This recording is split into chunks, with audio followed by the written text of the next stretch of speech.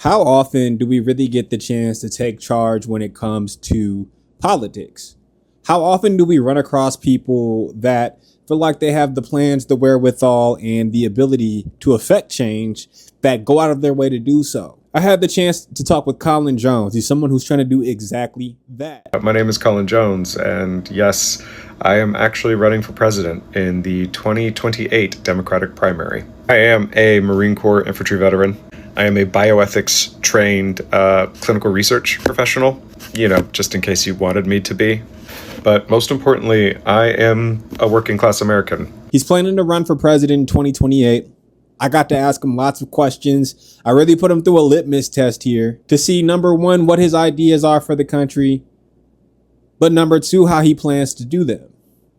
Now, we do come from different perspectives a little bit. We're both black men in America, but he's a Marine veteran who's worked in oncology. So he was he worked in cancer research for a few years. Went back to NYU, studied bioethicism, or to be a bioethicist, where he was working with the ethical kind of bounds of doing some of that research. He's got a lot of interesting ideas about AI. Me being someone who thinks maybe capitalism isn't the best idea all the time. We had a nice back and forth, I would say. Me being someone who thinks maybe all of this isn't sustainable, it was really cool to hear solutions from a different perspective than my own. One with different expertise than my own, too. I think he's going to have a campaign that we're going to have to keep an eye on. Because at the end of the day, he's coming in as a political outsider. But so was Trump. America's already proved they have an appetite for this kind of candidate. So it'll just be interesting seeing how people respond and the kind of traction it gets over time. But yeah, without further ado, this is episode 8 of Dahmyland with Colin Jones. I'm going to go ahead and kick the interview off from here.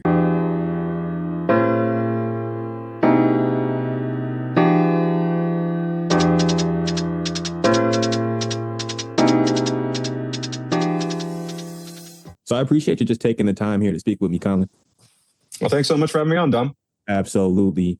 And so everybody, we're speaking with Colin Jones today. He's a military veteran, NYU trained bioethicist, and he's running for president in 2028. I wanted to sit down and talk with him. He's gracious enough to spend this time. I appreciate you, Colin. So let's go to that background a little bit, though. Do you mind just, tell the audience what you want them to know about you right off the bat? Well, I mean, when we talk about running for president, I think we kind of think of someone like Gavin Newsom, someone who's born into politics, someone who has a lot of, pretty wealthy family connections. I'm not that. So the first thing I want y'all to know is that I'm an everyday American. As Dom said, my name is Colin Jones. I'm a veteran of the United States Marine Corps Infantry. I served from 2011 to 2015, 3rd Battalion, 2nd Marine Regiment. After that, I went to school on the GI Bill. I took out student loans because my financial situation was so poor coming from my family. I needed that additional help. So, when we talk about the pain points that we all live through, I've lived through them too. And I thought that was really important when I started thinking about, hey, what's going on in 2028? And who do we want to try to help fix the problems that we're all facing? I went to school, we're doing some fun and weird stuff. That gave me a pretty large view and a really holistic vantage point of a lot of the problems that we're facing. So I started in St. Mary's College of California's integral program, which studies the whole gamut, source text only. I minored in economics and with a focus on policy and strategic theory. And after that, I went to NYU and attended the Bioethics Center. I worked for the last 3 years in clinical oncology. I've seen so many parts of the systems that have failed us from the ground level and, from a more helicopter view in academia. And so I think that's a lot of the personal bio inspiration about why I decided to do this. And it gives a little bit of view of who I am. But at the end of the day, I'm just kind of a kid from California. I grew up mostly in the Bay Area. And then after that, when I was joined the military in the Marine Corps, I was stationed in North Carolina. So every once in a while, you'll hear some North Cackalack in my accent. And that's just actually, my sister knows it. They met at a bus stop one time. It's a fun story. Yeah. That's my childhood right there, man. That's my youth. Love it. I hear you. Okay. Well, I appreciate you sharing that with me, Colin. And that's kind of what I like about your story. It's like you have that everyman perspective. You know what the struggles are, but you also seem to have that qualification to talk about these things at that high theory level. And I think that's what we need. We need a bridge. Oh, thank you. Could you just tell me a little bit about what it means to be a bioethicist? The Google AI I don't feel like it did it justice when I looked it up. Yeah, I've gotten that question a couple times, and I realized really quickly that it's just as foreign to most Americans as it was to me when I first heard about it. So a bioethicist is someone who studies the law, policy, and ethics around anything that interacts, any kind of policy measure or technology that interacts with health. And like it runs everything from human health to animal rights to artificial intelligence, which is actually how I sort of came into contact with it. Most major hospital systems have bioethicists on staff nowadays that deal with clinical ethics or research ethics. Any kind of bioethics work I did professionally was really predicated towards research ethics. I was in University of San Francisco's Cancer Center for the last 3 years, working on clinical oncology trials and management. And so that's how it interacts with most people on a day-to-day basis. The George W. Bush administration is actually sort of where bioethics sort of coalesced into American politics, talking about pluripotent stem cells and the ethics of reproductive ethics. That was the grand introduction sort of in law. But my wheelhouse actually came to it with an interest in artificial intelligence. So senior year of undergrad, I got very interested in what was then like next generation technologies is now every day. Things like large language models, things like agentic AI, and sort of the implications of what that would do for people, for us, not just, who can make the most cash with it. And so that's how I got interested in it. The NYU Bioethics Center reached out to me and asked me to apply, and I did. And a lot of my focus on it has still to do with, again, time has moved so fast. I used to talk about these things as disruptive technologies or next generation technologies. And now they are, tomorrow's technologies. They're today's technologies. So my principal focus was in the ethics and law around artificial intelligence and how the implications of that on policy, and the ethics of law of genetic editing, and the implications of that on healthcare and policy, and then health equity was my third big pillar. So that is a helicopter view of what sort of bioethics does. It's an interesting field. Yeah. I mean, so you sound like you're in a good position then, because at the end of the day, right? AI is very much becoming an everyday thing right now. Absolutely. Regulations, right? It's a big kind of talking point right now. Would you say you're pro or against AI regulations, kind of with that in mind? It's so interesting because pro and against are just not as descriptive enough. Yeah. So I would say I am very pro regulation, right? Like I think that's the easiest way, but I think we really need to be really granular about what that means. When it comes to things like AI data centers, right? Like we need to be extremely pro regulation because it's taxing Americans out of their home. It's raising their utility bills. It's damaging the environment around where our neighborhoods are and where people live. I mean, the fight going on in Utah over the world's largest data center that is about to, have a tremendous footprint on the environment and communities there. I think that's a place where we really need to look at a lot of heavy regulation to protect Americans, right? And in that case, I stand with AOC and Senator Sanders 100% in pushing for a temporary pause. When it comes to other applications of it, we have to be careful to protect people, and we have to be able to protect people's rights while also not stifling innovation in some senses. So I think it's a very delicate balance. Okay, and I can appreciate that 100%. And so in a perfect world, right? And we'll get off the AI topic for a little bit after this one, but in a perfect world, how would you be handling like the AI situation? I hope that's not too, simplified, because I know it's a layered kind of conversation we're having. Oh, not at all. I think that's actually probably the easiest way for most people to relate to it, right? My perfect approach is having humans in the loop. This is the phrase from the literature about AI ethics and policy about how to protect people, is that when we talk about implications of AI and how it can advance technologies, we need to make sure that people are in the decision-making loops for artificial intelligence so that it cannot go awry. We see this a lot in healthcare right now, where we have AI systems that are able to diagnose certain things, with higher accuracy than human physicians. But who is responsible when the systems go wrong? Well, we insert a human in the loop in the process, a trained, certified individual, an MD, to double check the work of AI. And we take that same philosophy from medicine into military applications, into economic applications to protect people. The second thing is that we have to make sure that AI does not displace work, right? AI should be used to make our lives easier, to make our lives more productive. AI should not be a tool for the elite to replace the American worker, to punish the American worker, or to reduce us to subservience to these elites. And I think that's incredibly important. My administration tends to be extremely aggressive about protecting workers' rights and how that interacts with artificial intelligence systems and innovations. And also, we tend to pursue probably the most radical tax plan in American history, trying to shift the tax burden off of workers, off of us, onto the windfall gains of automation. We on our side of the house, we have a very cheeky phrase for that. We want to tax dynasty. We want to tax the rich, tax the elites, tax the billionaires. We want to tax robots, and we want to stop taxing work.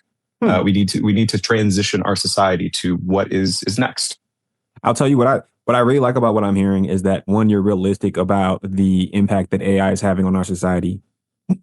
Two, you've got the innovation in mind with the conservation kind of aspect of it. But three, in what you just said, it kind of like brings that all home 200%. Especially with the tax reforms. Like, it has to make sense on that economic and in that real world sense, at least for me.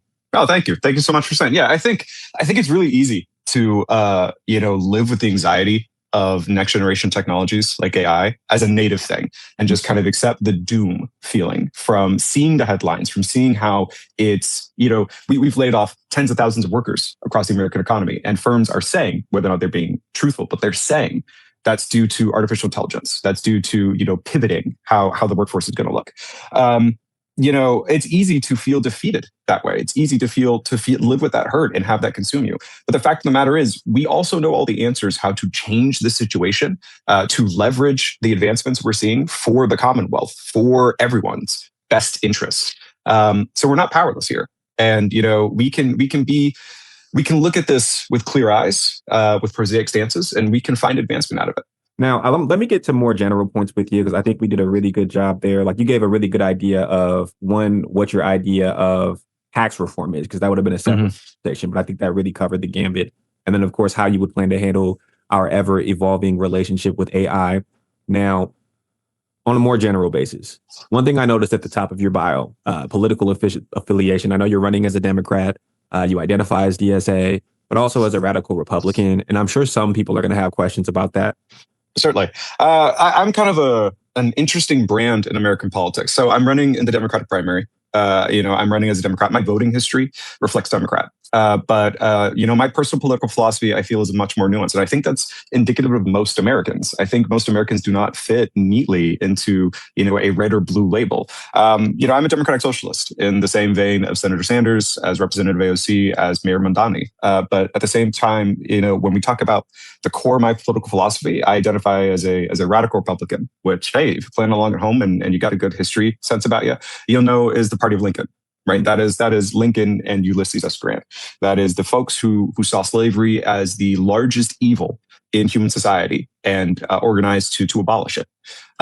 So, when we talk about the foundations for political thought, I think I sit with most Americans. Not everyone is a Marxist who identifies as a democratic socialist. Not everyone who is a socialist identifies as a Marxist. A lot of people just see, the human compassionate need to construct a common sense commonwealth that works for all people who are members of it.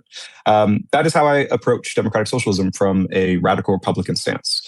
It is about ensuring that Americans have the services needed to enable their rights, enable their fundamental freedoms, the pursuit of happiness, the ability to express oneself, the ability to work and not just be crushed by it.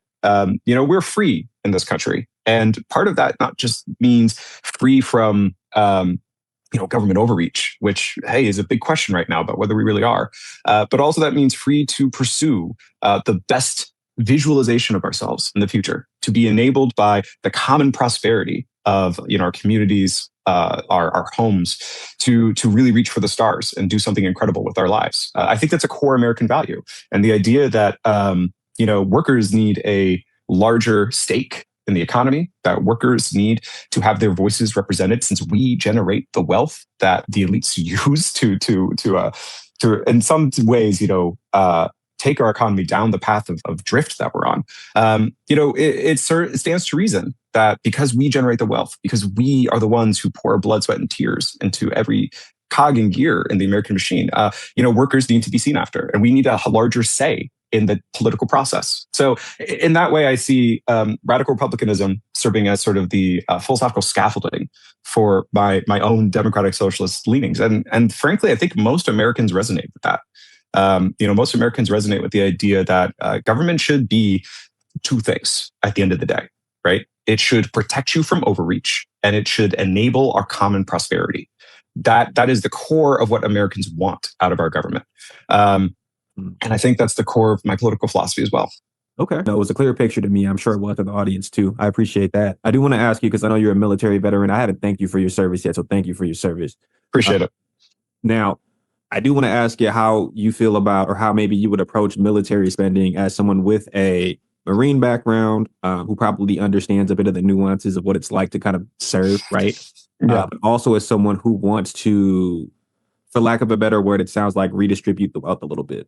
Yeah, I think most Americans feel like that, frankly. I have a very nuanced view about this. As you mentioned, a lot of it comes from my background in deploying around the world. My first deployment was aboard a ship. It was aboard a Marine Expeditionary Unit, the 26 MEU. And so I went all around CENTCOM. I was an active combat zone, deploying to train partner forces, to train fellow Marines. We did some straight transit security. I've been to the Strait of Hormuz, I think just under half a dozen times. So I've stood post on a machine gun staring down IRGC boats, right? That were primed, ready to go and attack us.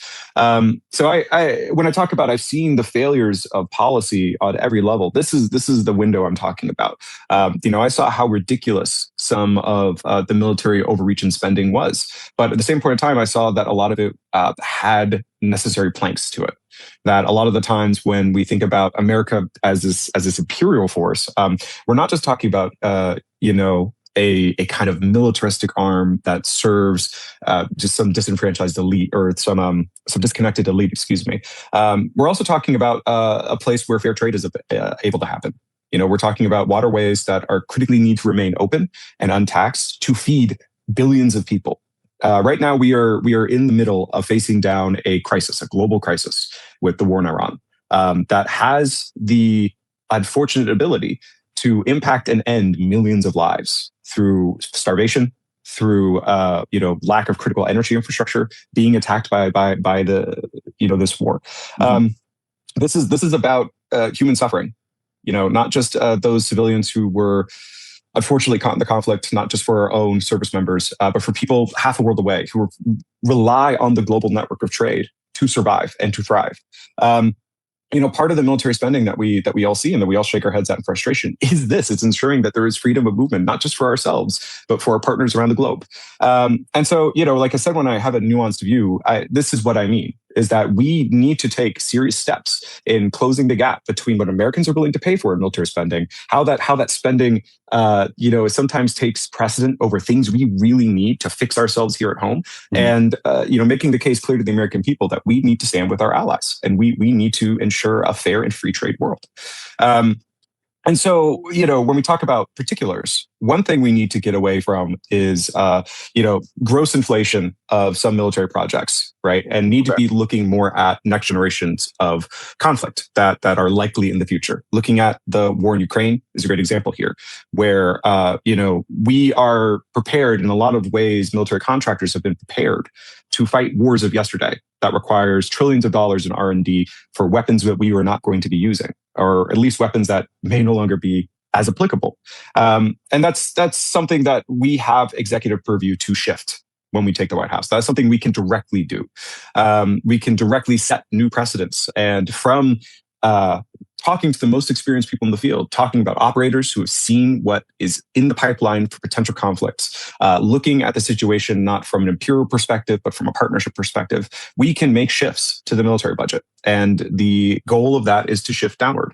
Now, I'm not going to promise a price tag on a situation 2 years from now. I think that would be extremely inappropriate. Fair. But, I feel the same sting as all Americans do about, hey, we're spending a lot in defense and we don't feel more secure. And I think there are real pragmatic solutions to that, that both enable a more free and fair world, but also, enable us to redistribute some of the resources that we have spent in these prior pathways back here at home to make Americans more secure at home.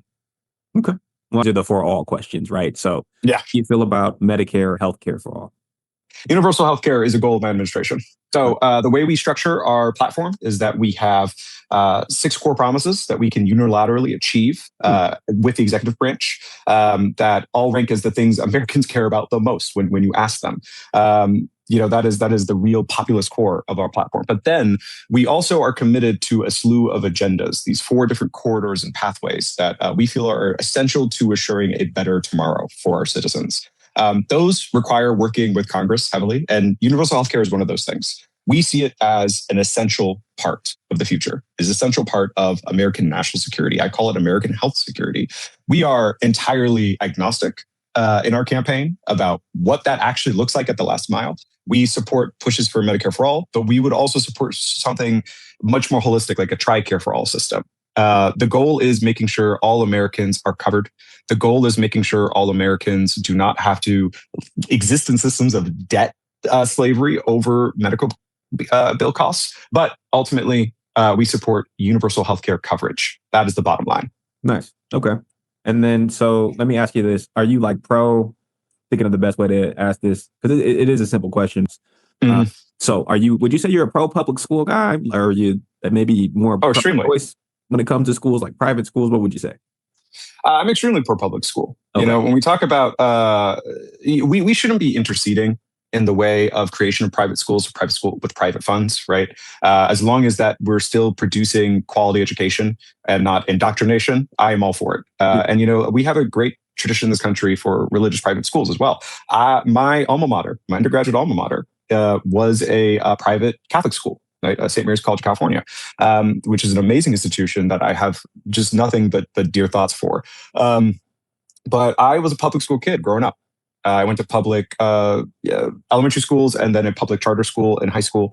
We need a strong public school backbone to ensure that, one, our citizenry are taken care of for the next generation, that our children receive the best possible platform, the best possible foundation to achieve their dreams, but also just as a national security issue. Literacy rates have, by many predictions, and I know there's some disagreement about the methodology behind this data, a lot of predictions of literacy rates have them hovering around 79%. In 1964, they were around, I want to say it's around 92 to 95%. That's terrifying.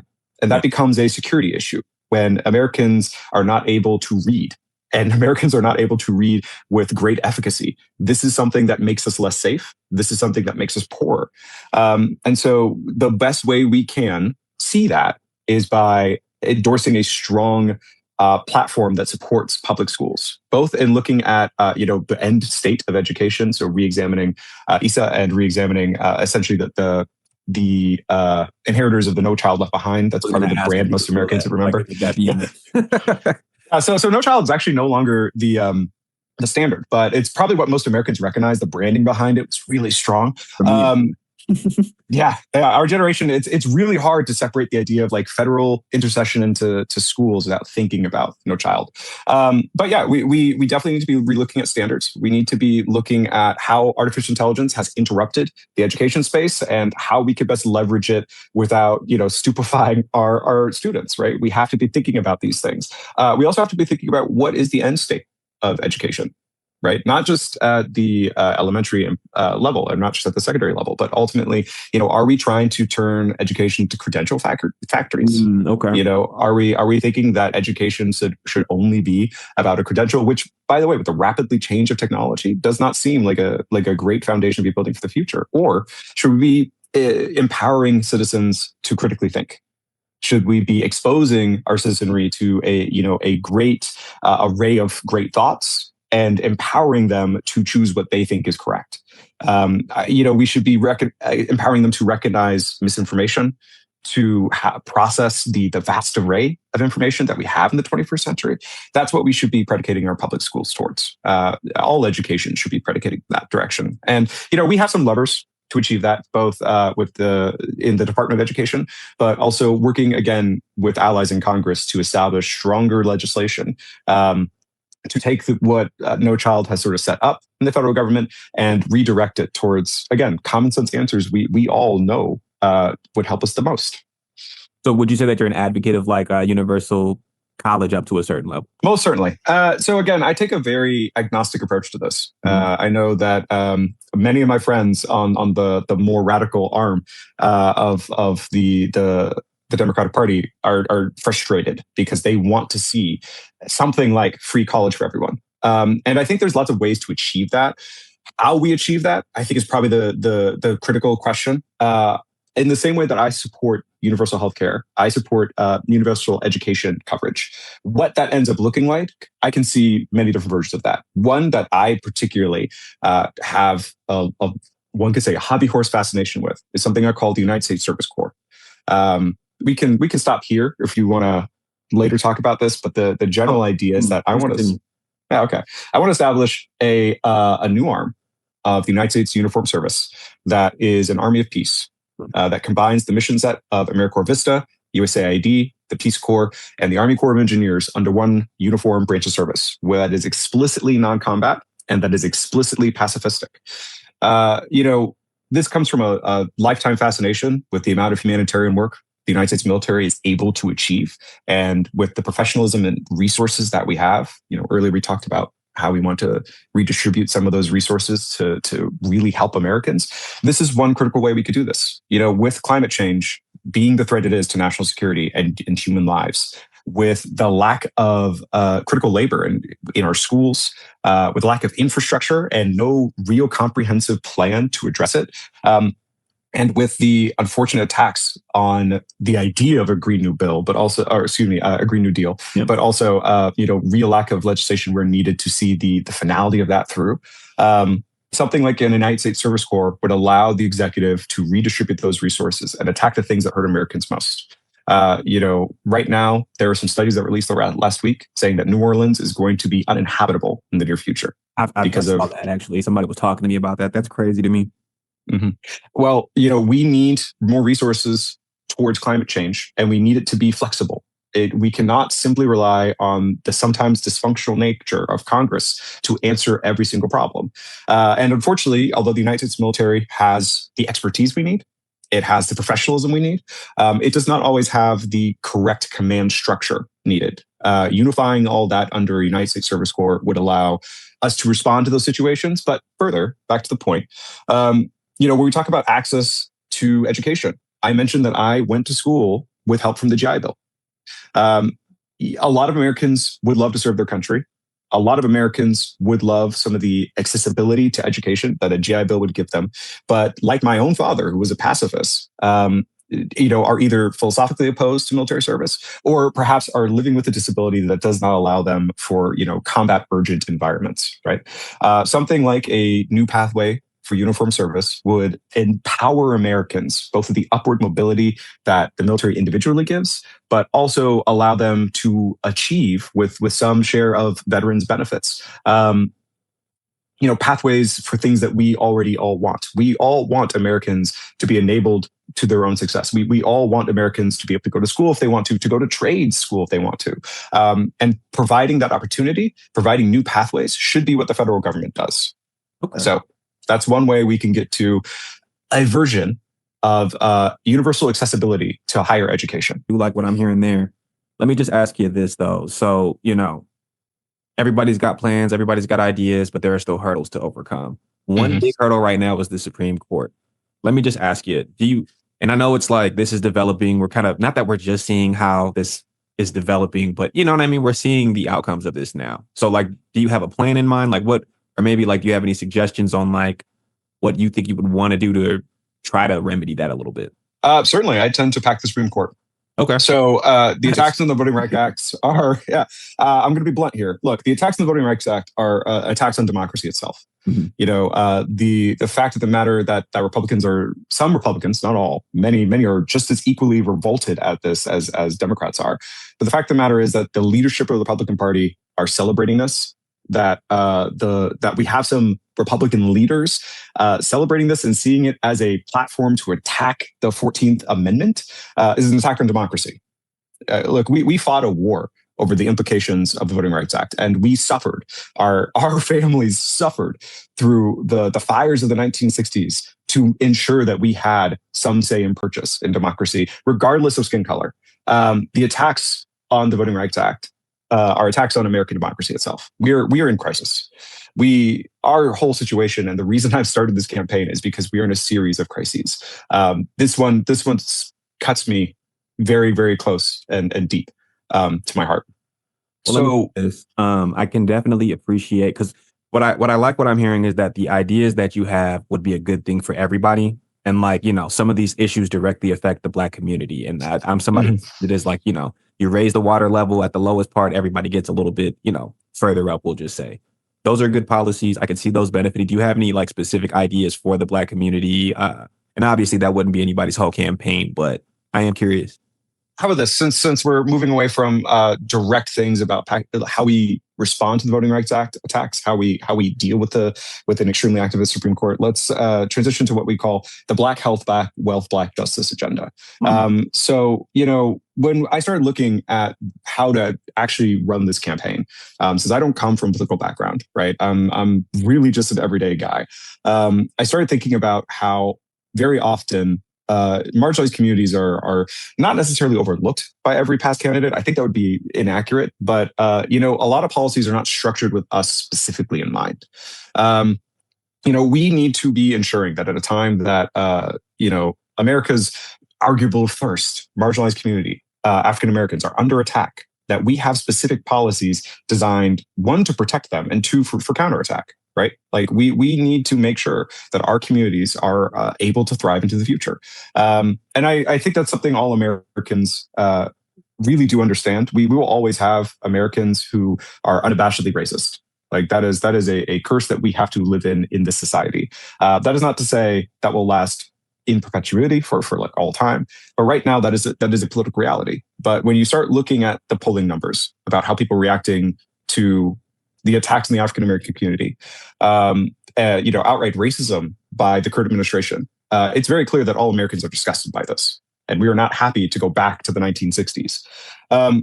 So my campaign, directly wants to try to ensure that I don't want to say needs, but let's say needs. I don't want to seem like the federal government should ever be paternalistic, but fact of the matter is we are in crisis, and the African American community, we need certain things to survive. We need to make sure our HBCUs are protected. We need to make sure that Black mothers can give birth without fear of death. When you start looking at the Black maternal mortality rates comparison to mothers of any other race, we see clear signs. It's horrifying. We need to make sure that Black families are able to build generational wealth. That we have not had the same opportunities to. My dad grew up in a red line community. My dad grew up during segregation. These are things I've lived with. I wrote a lot about it in my first book. So not only that, we need to go again a step further than what politicians have promised in the past. My administration, one thing that we can explicitly do from the executive seat is create a working group in the White House to explore the possibility for reparations. Reparations are something very divisive, not just between Americans who think of themselves as white and Black Americans, but just within the Black community. I've had my own family members who are viciously against the idea of reparations because it can be seen as something, again, paternalistic. But I think that there is enough scholarship, there is enough interest in it, and there's enough moral case to be made that America needs to correct these systemic injustices that we have allowed to proliferate for hundreds of years. And we need to make sure that Americans really are, regardless of skin color, empowered to pursue their happiness. I think the moral case is there. I think the legal case is there. However, when it comes to my own seat and how I see how the president should be interacting with the legislator, I think it'd be inappropriate for me, for many reasons, to offer some explicit version of reparations. So I'd like to throw this to experts. I like to throw this to academics. I like to throw this to industry experts. I like to throw this to members of the Black community to see what kind of proposals we can begin to work on towards really finally ending segregation in this country and working towards a cohesive vision of reparations. How do you feel about foreign aid? Do you have a philosophy about that? My thoughts on foreign aid are bifurcated. So I think in some sense, foreign aid, like USAID, is a great tool to make the world safer. And a safer world means a safer America. A safer world means a richer world, and that means a wealthier America as well. We want tools to be able to use our resources to help people who really need help. Protect democracy around the world where it's needed, and ensure that the world can have and benefit from fair and free trade. And I think foreign aid in that way is something that Americans historically are extremely warm towards. Being able to help people who really need it with our expertise, with our professionalism, and with our resources when necessary. On the other hand, I think a lot of foreign aid that we have given to allies, in some senses, especially military aid, is suspect. My position on the conflict in Israel with the Palestinian people is that, one, it's an apartheid. The Israeli government has made explicit race-based laws that affect the lives of Palestinians in occupied territory. And two, that the campaigns in Gaza we saw are genocides. And our tax dollars should not be going towards either of those things. We should never be propping up racial apartheid in any area of the world, regardless of how close an ally they are. Moreover, when we have an ally who is willing to drag us into wars, who has manipulated our politics here at home, we really have to question whether or not that is an allyship we can keep. So my stance when it comes to foreign aid, specifically with Israel, is that it needs to be conditioned. It must be conditioned on, a fair and egalitarian government that does not endorse or practice apartheid and genocide, and that government does not act in a way to try to manipulate our politics here at home. So until we get that, I support a weapons ban to Israel. Full stop.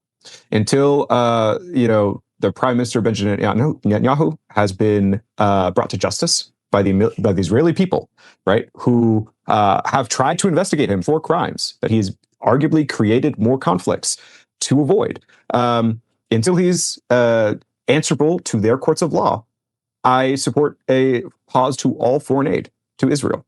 Okay. This is something I say with a really heavy heart. I have a lot of my own personal blood in this situation.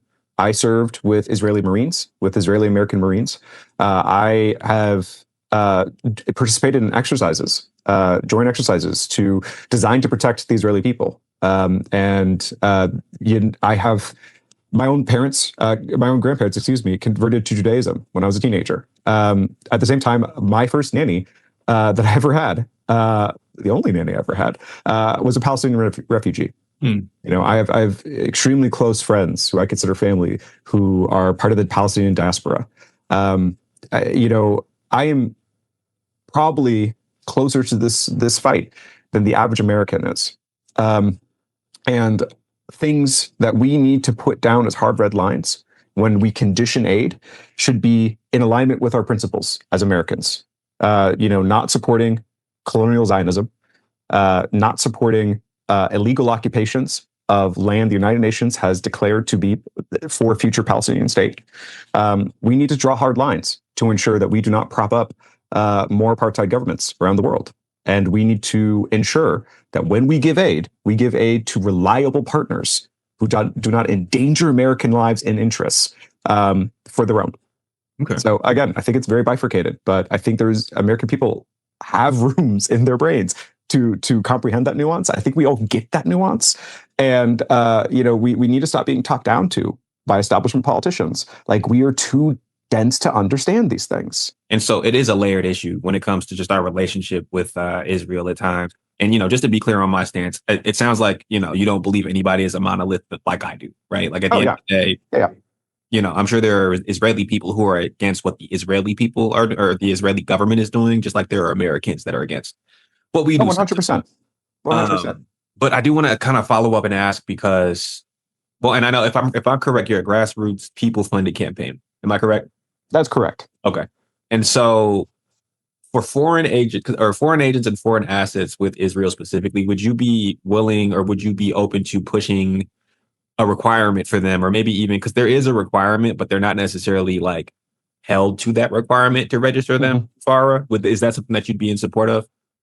So, like I mentioned before, my campaign has 6 core pillars that we intend to act as unilateral promises to the American people. There are things that fit within executive privilege, that exist within, extant law. So we're not reinventing the wheel. We're not breaking it like the Trump administration has done, that we can achieve unilaterally. And the 5th pillar is American government should be answerable to Americans. And it is, regulating foreign influences in our politics. And what that directly translates to is holding compromise agencies and compromise political bodies to account in foreign politics, like AIPAC. And while I am reticent to be, exercising any kind of executive privilege I don't currently have, and very reticent to be, prosecuting individuals before due process, from the public evidence, right, from everything we see in the public, it is very clear to me personally that AIPAC is a compromised body that does not represent the, native will of the American people and is acting as a foreign agent. Now, that is my personal opinion as a private citizen. What it means for policy is that we intend to, empower the Department of Justice to pursue FARA allegations and investigations extremely seriously. Not just, and this is not just a witch hunt against, the influences by one country. We also have to be extremely mindful about Russian influences of media that, unfortunately, Americans have become very familiar with over the last decade in politics, about compromised media sources, and that we have to be extremely clear-eyed about where that's coming from, and we have to move judiciously to ensure that American government is for Americans. That should be a core promise for our republic. It is not about xenophobia. It is not about a fear of the other. It's ensuring that your representatives are answerable to you and not to some other nation. Let me ask you, speaking of, and, feel free to answer this to the extent that you feel, but like, how do you feel about the Epstein files as a private citizen at this point? I feel disgusted. So this is, that's one easy one. Look, so when I was sitting in February, because I did not start 2026 with the idea that I was running for president. When I was sitting down in February and trying to write my second book, I felt overwhelmingly disgusted, and I couldn't write anymore because of the weight of what was going on with the Epstein investigations that just weren't happening. And the dog and pony show that we saw with the current administration, talking about hey, we're going to be releasing files, we're going to be naming names. They revealed victims' names. They, censored potential collaborators. This is disgusting. So the first of our 6 core promises to the American people is accountability for that conspiracy, is that we will restaff the Department of Justice and we will give a mandate to investigate to the fullest extent of the law, the Epstein files, and go where the law says we should go, and not to protect the rich and powerful. That we intend to make sure justice works upward in America, and that is not just simply a tool used to keep us in line while the rich are allowed to get away with reprehensible crimes. We need to protect women and children in this country, and we will, by holding the monsters in the Epstein files accountable, no matter where the evidence goes. Okay. So again, I'm very reticent to name names. I'm extremely reticent to try to prosecute something. That should not be the president's job. This is not about political revenge. But it is a critical thing that we make sure the victims of the Epstein conspiracy get justice. He did not act alone. That is clear by all common sense. That's clear by everything that has been released thus far. And we need to hold his collaborators and the agents who empowered him accountable. So I want to follow up with another kind of hot button issue. I'm kind of glad we have a little bit more of a runway here, because I feel like this will also be a little bit more of a layered answer. But so how do you feel about the current immigration policy, and would you make any changes? If so, where would you take it? I feel I can answer very easily. Disgusted. The current immigration policies, not just, we'll get to the core of it soon, but in general, are not designed with any kind of coherent vision about how to help people who should be moving here move here. It is not designed with any kind of coherent vision for Americans' personal safety. And it seems almost entirely at this point as xenophobic as it could possibly be.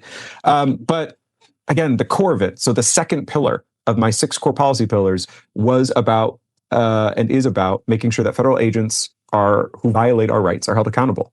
I want to prosecute ICE. Now, obviously, we don't mean every agent who has worked for ICE. We obviously don't mean federal agents who have, upheld the law and have practice due diligence and how they go about immigration enforcement, but we do and have clear evidence in the public realm, clear evidence of executive overreach with federal agents who have murdered American citizens. That is my personal stance. So we will empower the Department of Justice as well to prosecute agents of DHS who have violated American rights, including taking the lives of American citizens.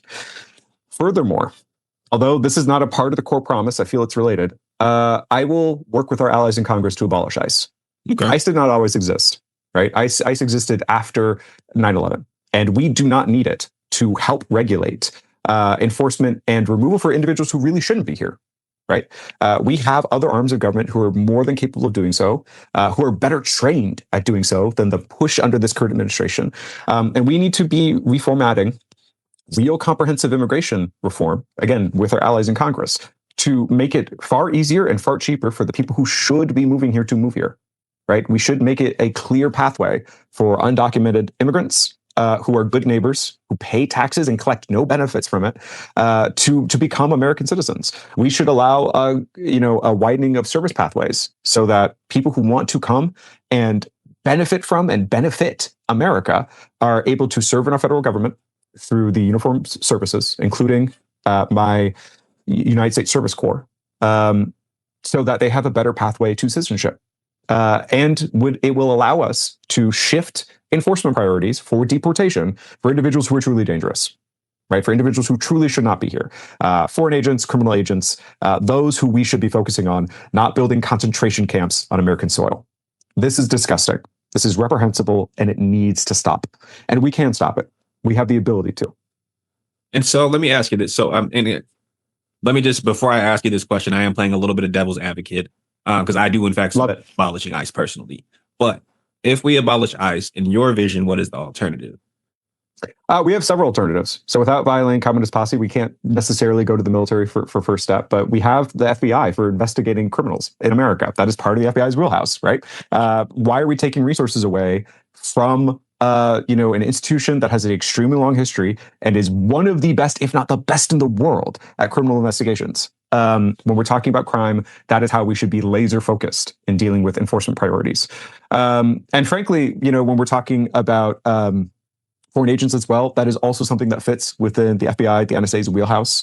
When we talk about enforcement for crime, we should be going with individuals who are empowered specifically to do that. I don't see a lot of efficacy in reinventing wheels, and I don't think that ICE currently serves as a wheel. It serves more like a block that we are pushing down the hill. So that is one easy way we could do that. We already have the tools to do. And when we stop focusing on, again, some kind of horrifying vision of concentration camp and mass deportation, we can focus on solving these problems as they really are. You've covered pretty much my litmus test issues as far as what I wanted to talk to you about. Is there anything that you want to cover about what you want to do that I have not asked?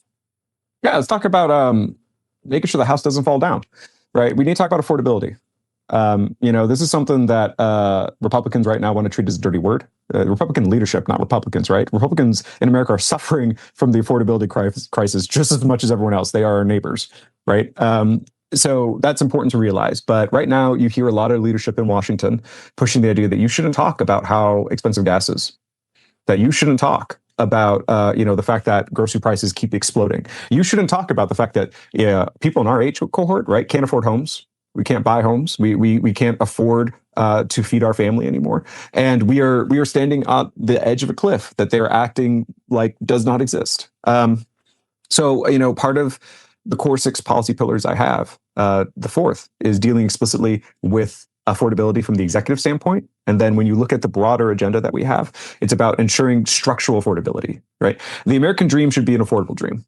It should not be the dream for a select aristocracy or a select elite few. Ensuring that we stop taxing American families through tariffs, right? That always get passed on to Americans at the grocery market. Ensuring that we do not take calamitous policies like instigating insane wars right next to critical supply chains that endanger lives. That's one thing easily that the president can do to affect affordability. And sometimes tariffs are needed, to be fair. I'm a huge advocate for free and fair trade. But we sometimes need tariffs to protect some native industries for defense, for example. And we need to make sure that, while we're trying to push for a freer world and freer trade, we are also protecting American workers, right? So that is a clear thing we need to do. But I also want to be extremely clear.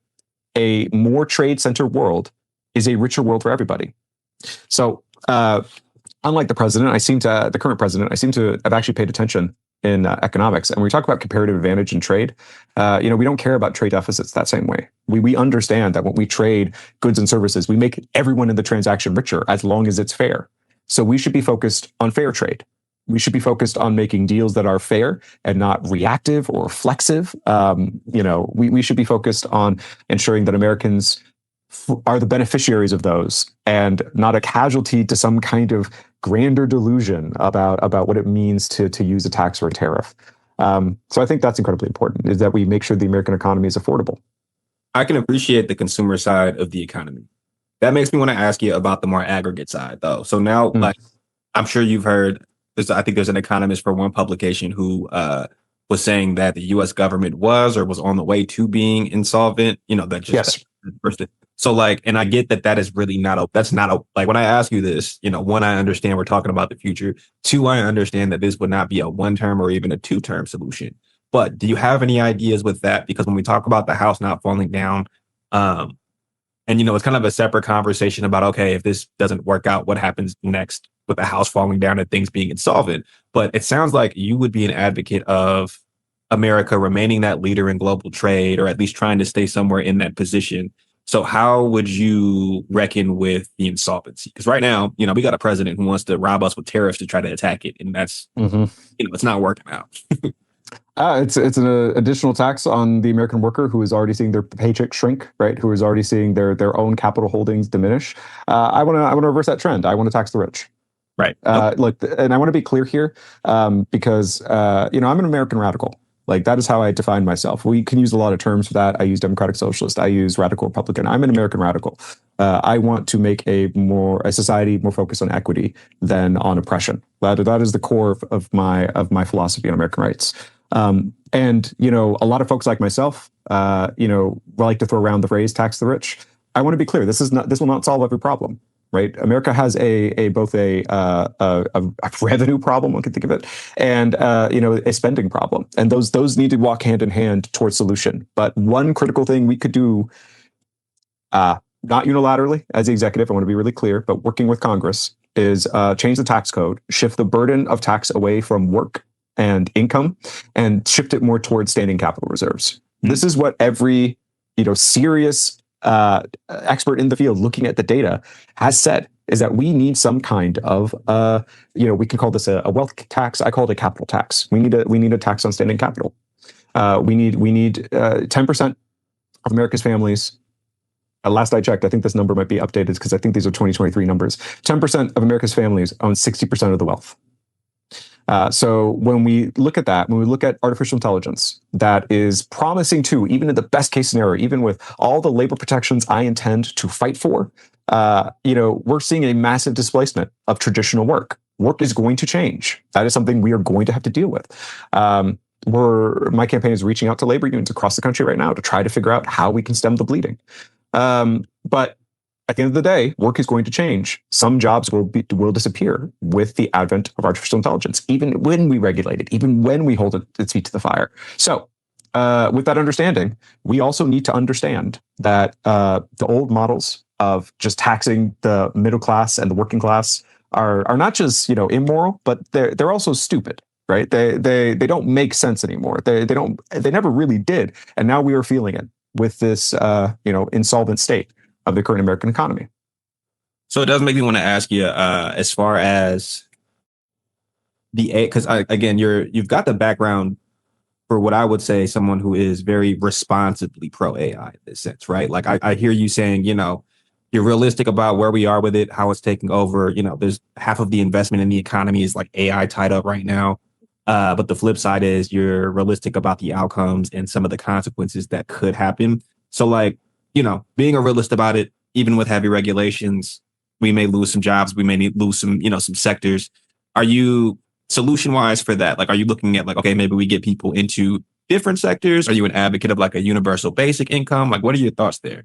Oh, yes to all the above. So, okay, so let's start with the last one. I support a UBI. The current campaign model is something we call Social Security for All. It uses the existing Social Security apparatus and extends it to a graduated payment scale throughout Americans' lives. So, for example, when you're first born, this payment will go to your family in a much smaller amount. And as you get older, we scale it up until, eventually, as you retire, it has formed that foundation of economic assistance that you are able to use to pursue your happiness throughout your life. And we plan to source that from, because we're just now talking about fiscal responsibility and solvency, from shifting the tax burden, taxing work less, taxing extraction more, taxing extractive economic systems here more, attacking rigged prices so that there is more healthy trade going on in America by breaking up large monopolies and monopsonies. So, that is one way we end up funding something like UBI. And these are things that we're reviewing right now with experts. We pass all our policies along to subject matter experts, both in academia, industry, and lay people to look at and then approve before we push it the full version public on our website. And then when we talk about how to protect other sectors from AI, we also have to be talking about worker protection laws. I am in favor of what the French currently have in terms of a work protection law that before any mass layoff takes place, the business must legally justify that it was designed so the business survives, right? So it's a clear use case and not just an excuse for stock buybacks. When we talked about individuals getting laid off earlier, that tens of thousands of workers who've been laid off because places are shifting to be more AI focused. I think a lot of the evidence right now supports that is more or less untrue, and what's happening is a mass stock buyback scheme. And we've seen this before. We've seen this exact dance move before. So when we think about that, that is another thing we can do, is that we might not be able to protect every single job, but we can make sure that workers are not abused and oppressed. We can ensure that we no longer allow for the private equity mindset to run the American economy, that we make it more responsible, that we make it justifiable and empirical and fair. And then ultimately, wheeling it back to the beginning, we have to be, again, shifting the tax burden from a working pool that is already overburdened, is not paid enough as is, and that is likely going to shrink or at least change dramatically. And so we need to be taxing the beneficiaries of that change appropriately, right? We need to be taxing the automation windfall. That's the whole tax robots part of my slogan. And we need to be holistic about that. We need to tax capital, not mom and pop shops. Not a plumber's tools, not small businesses laptops, but we need to be focusing on large firms and making sure wealth does not over-concentrate, making sure that resources do not over-concentrate through the current unfair system we have, and ensuring that we are able to redistribute some of that capital to protect American families, to protect the American worker. That's what we need to be doing. So, I wouldn't call myself an AI optimist, right? I think of myself as a realist, and I think of myself as a pragmatist. And I think that's the pragmatic way of looking at it. We cannot promise that we can stop advancements in AI, and we probably don't want to in many ways. I have a good friend, Sky, who started a company that is explicitly using AI to fill a critical need that no worker can do right now, to try to connect individuals who are suffering with brain tumors with experimental treatments right now, with clinical trials ongoing. This is something I tried to do at UCSF, and we just didn't have the labor to do it. So this is a use case where we are able to leverage AI to solve a problem that the work does not cover right now. So there are great opportunities, but there are great threats, and we need to be serious about those threats. We need to be pragmatic on how we address those threats to the American worker, to American national security, and ensure that we are building the kind of country we want to live in the next 100 years. I want to stay on the economy and affordability with you because, talking about it in that was more or less like the worker protection in the face of AI, which I think is really important. Mm-hmm. But I want to get into your thoughts on affordable housing. I won't ask you generally though. I just want to ask you, in a perfect world, do you see it like everybody can kind of afford to live, or do you see it as there's some socialized housing and human beings, but Americans, in the context of what we're talking about right now, have a right to housing. Okay. Right. That, if we fail to feed, if we fail to home our citizens, what is the point of society, right? Like that's like a fundamental, duh moment that I think all Americans really do feel. And, we all know that politics sort of falls out on the particulars. Like, how do we actually do that? When it comes to our current situation, we do need to build more houses. Like that is something we just need to do. I'm very, again, reticent to talk about socialized housing schemes for a couple different reasons. But I think that there is large opportunity for public-private partnership in pursuing new housing opportunities. I feel that there is a lot of opportunity in relooking at zoning codes throughout America. And this is in partnership with the municipalities, this is in partnership with states to ensure that affordable houses are easier to build where we need them. And, we can build them in concert with what the data is saying, people are moving to and where. When I started thinking about this, I thought about the personal pain I experienced on this. I did not think that I would be able to afford a home. I live in a shoebox right now in the East Village in New York, right? Like this is something I feel at the ground level, like most Americans do. Housing is too dang expensive. We have some levers and we have some policy proposals to put forward, including helping first-time home buyers who are going to be living in their primary residence, some down payment assistance, which has been wildly popular in schemes that have put it forward before, to allow individuals on-ramps to home ownership. I think that is an incredibly important thing. Again, I think towards like access in the existing housing industry, which I think is, full disclosure, I'm someone who used to be a loan officer. So like I understand like the down payment assistance and like the mortgage system. I've had to deny people that I really liked and, some of the worst people in the world. It's like, oh yeah, you got it all together, huh? All right. I can see what you're saying for sure. It's hurtful, right? So like the current scheme of credit that we've devised since the 1980s in America, it exists in an imperfect world. And that's something I think that we all need to be adults about and recognizing. The scheme of credit in America exists in the world inherited from one with redlining, inherited in one with race-based loan practices, right? So like we need to be mindful about that when we talk about getting on-ramps for Americans, is that we are not all playing from the same starting point.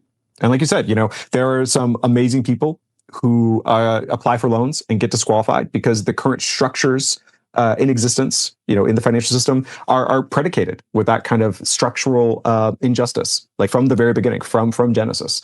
So, when we talk about allowing people or enabling people accessibility to critical needs like housing, we have to be thinking about that. We have to be designing programs about that. Again, I want to be as open-minded as possible, since a lot of this falls outside of executive purview.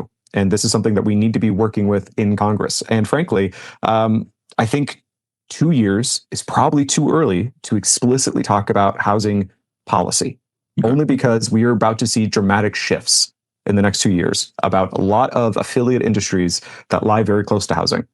And so I want to be very careful not to overpromise, but I also want to be careful about not to incorrectly prescribe, because we are about to see a new tomorrow as early as the summer. And, we need to be responsive to that to ensure that Americans are best equipped with the policy we try to champion, so that we can get them in the homes they deserve to live in. When I'm hearing, I can appreciate the base thoughts on it, like where we are today, and obviously or you're keeping an open mind for the future as things are very likely to change, which is fair. Like, am I picking it up there? Oh, most certainly. We do a policy of expert review. So when we construct our policies, all the ideas start with myself and my research that I've worked on throughout the years. I am new to politics, right? I've never held elected office, but I've been thinking about these policy suites since I essentially turned 18. Throughout my service, throughout my education, while working, I've been, sort of stressing myself out over how do we fix the problems around us. Because when I see a problem, I try to move to fix it. I try to do what I can to help. And so this is not like I'm just playing devil's advocate when I ask this question, but like I can appreciate your ideas and your perspective and like the background that you add to a political role. So let me ask you, why president as opposed to like, city council? Literally, there's a bunch of steps in between. Is there like a philosophy? Oh, certainly. One is that I've moved around a lot. Like, this is the silly answer. This is the true but very silly answer, is I've moved around a lot. And, when we talk about your representatives should represent you, right? Like, I think it'd be incredibly disingenuous for me to run for any kind of local position in New York I moved back here in August. And the same way when I arrived back in California after going to grad school, I was walking into a situation that was rapidly changing and rather disconnected from the roots of the community.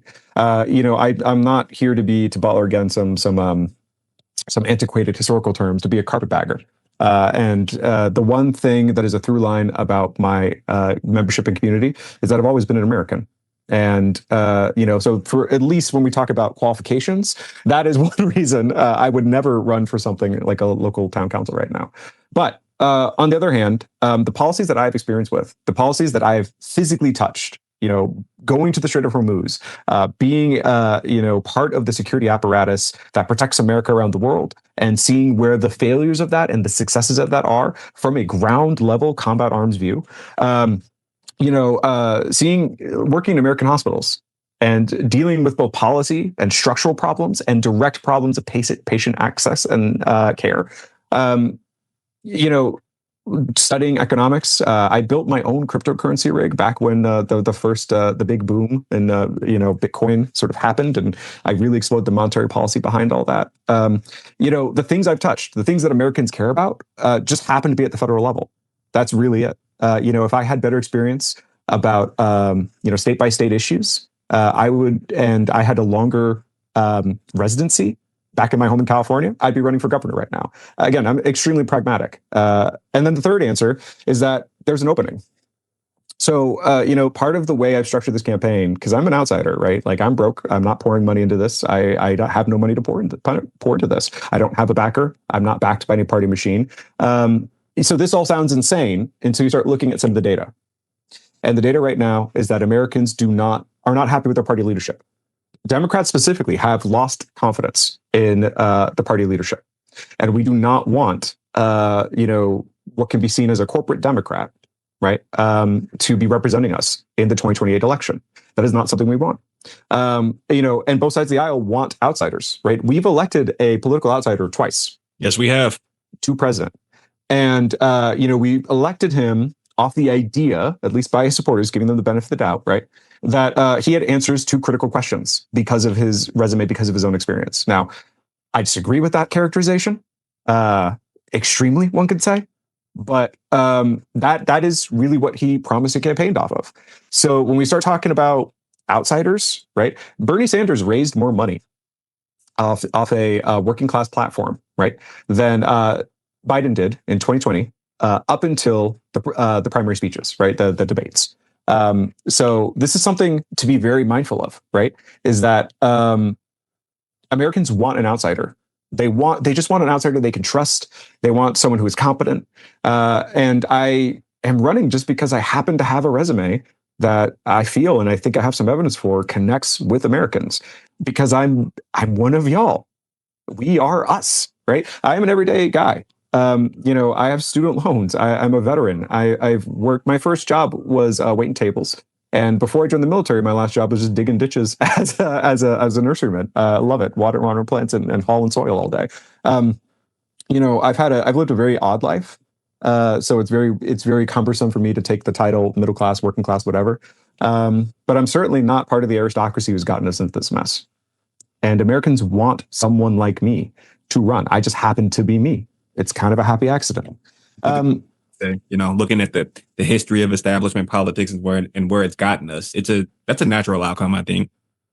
I believe so. Look, I think if I didn't exist, I think someone else would be trying to run, right, along a very similar platform. I think it'd be only a matter of time, right? We are the American will on our side of the house. Our policy platform, I call it the most popular in American history. That's supported by data. Right, our core policies don't dip below 60% approval.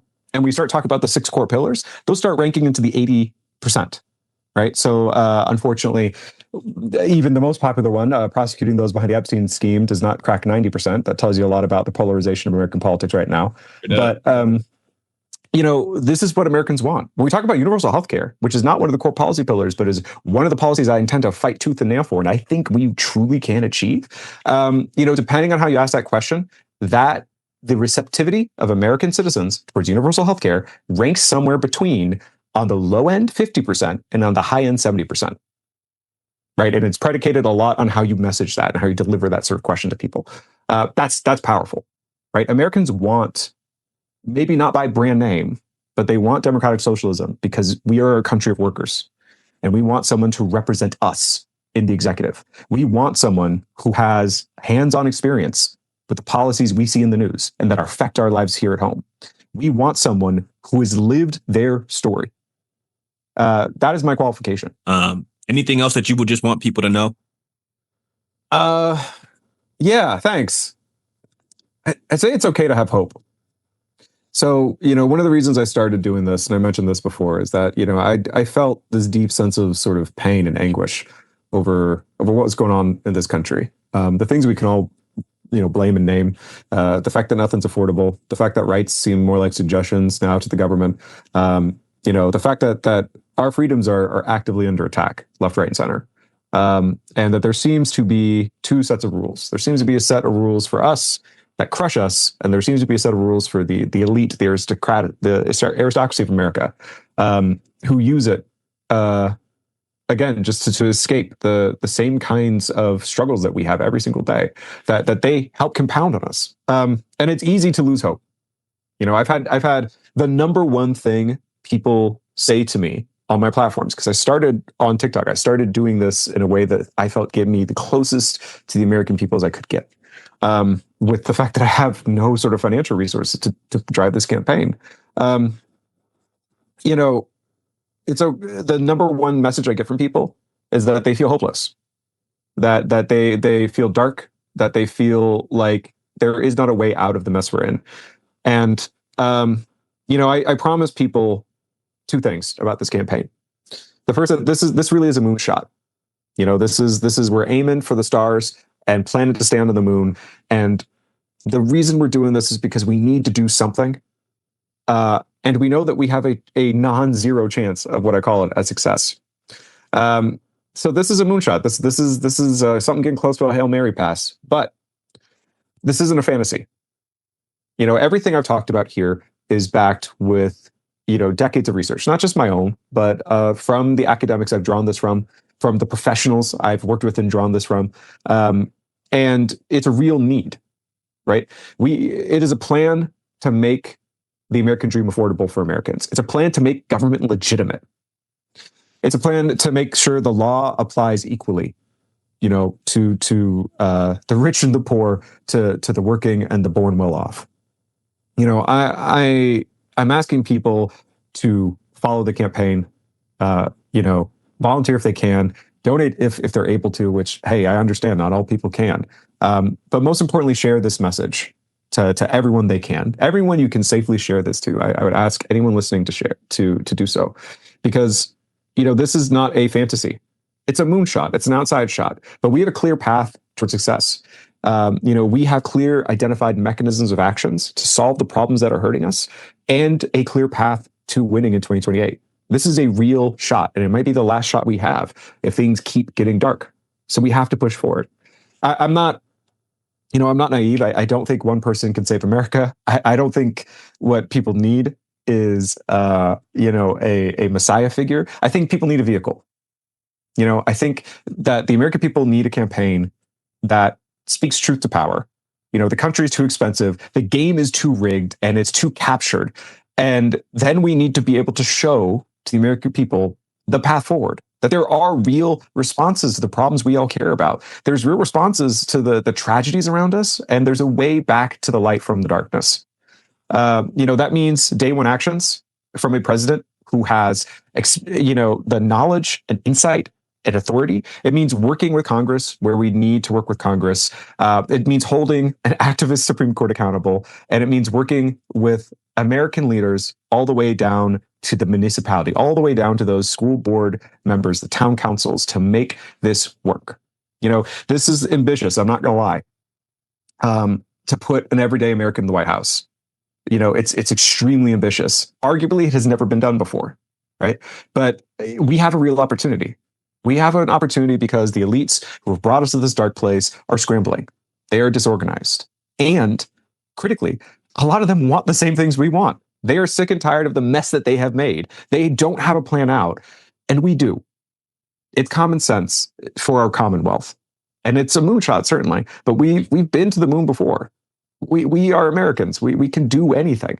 We just actually have to put our mind to it. So how can people support you if they believe in your mission and they want to see you go as far as this can go? The best thing is, the easiest thing anyone could do is just share the platforms. So our website is colinjones2028.com. You could go there to look up our socials. You could look up the TikTok that I started on. You could share that. You could share the website. You could share our YouTube. You could share our Instagram. You could share our Substack. All that can be found linked at the website, which we are constantly trying to update. We're trying to get a little bit more polish on it, but we are all volunteer mission. And you could share it. That's the easiest thing you could do. Donate if you can. I'd appreciate that. That's one way you want to support. But ultimately, share and talk about this with your family, with your friends, with your neighbors. The best thing we can do in this time of despair is hear the voices of others and understand that you are not alone. That we all see what is rotten to the core. The emperor has no clothes and we know it. And bringing that to other people is how we win. We can win this with people power. I know because it's been done before. Not this specific mission, but we look around. We've seen outsiders take the White House. We've seen pro-worker candidates go farther than ever before, right? And we know Americans want this. It's not about me. It's about us. It's about what we can build together. So I don't think one person could save America, but I think we can together.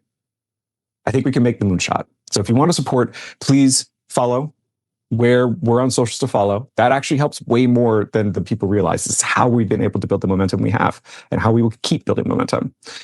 Share this message, again, with anyone you feel safe to. And if you can volunteer your time, please get in contact with the campaign from the website. And if you can donate, I would appreciate it. Well, Colin, let me tell you, I'm going to be keeping an eye on your campaign. I like a lot of what you had to say, and at the end of the day, I do think that there's a demand for just a non-establishment candidate. As you said, it's worked in the past. Why can't it work again? Exactly. We've stood on the moon before. We can stand on the moon tomorrow, and we will together. Well, ladies and gentlemen, this was Colin Jones for president. I'm going to have all of his socials on the screen here as we wrap up this episode. My name's Dahmmy Hilfigger. Thank you for kicking it here with me at Dahmyland, and we'll see you next week.